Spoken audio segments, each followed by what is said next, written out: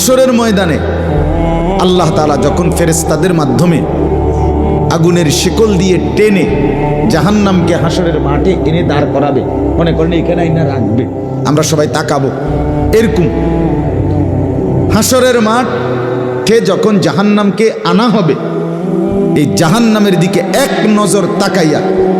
হাসরের ময়দানের সমস্ত নাফরমান পাপী বেঈমান আবারও বলবে আল্লাহর কাছে, রব্বানা আখিরনা ইলা আজালিন করিব, আল্লাহ একটু সময়ের জন্য দুনিয়াটা আবার ফেরত দেন, হায়াত আবার ফেরত,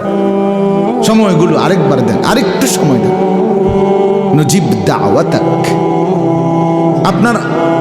আপনার সব কথা তখন মেনে নেব, ওয়ানাত্তাবিউর রুসুল, আপনার রসুলদের আনুগত্য করব। আল্লাহ বলবেন না, না বান্দা।